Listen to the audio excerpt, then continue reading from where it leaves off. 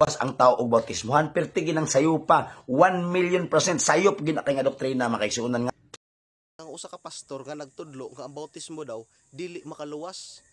Pero kung ang Biblia may atong patug-anon, kini nagisgot sa Marcos 16:16 ang butuo og magpabautismo maluwas, pero ngano man nga misulti siya nga ang bautismo daw dili mo makaluwas.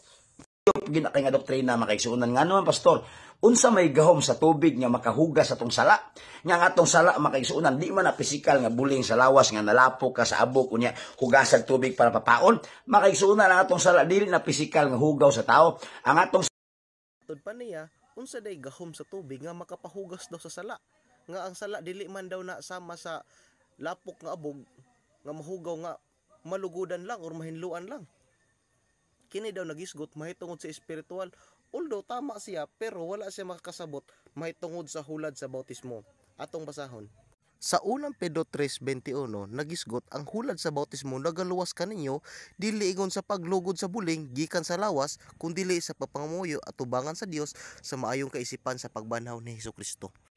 Gani si Pablo usab nagisgot mahitungod sa bautismo, pinaagi sa bautismo gilubong kita kaniya ngadto sa kamatayon aron maingon nga si Hesukristo gibanhaw gikan sa mga patay, pinaagi sa himaya samahan kita mausab managawi diha sa kabag-o sa kinabuhi.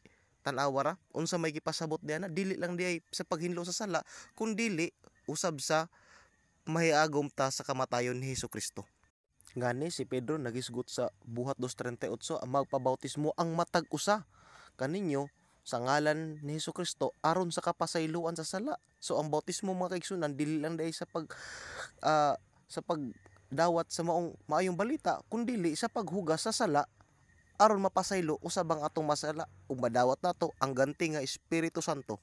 Bisan gani si Jesus Christ sa iyang The Great Commission, siya nagtudlo mahitungod sa tibuok kalibutan himuon og tinun-an ug bautismuhan sila sa pangalan sa Man, sa Anak ug sa Espiritu Santo.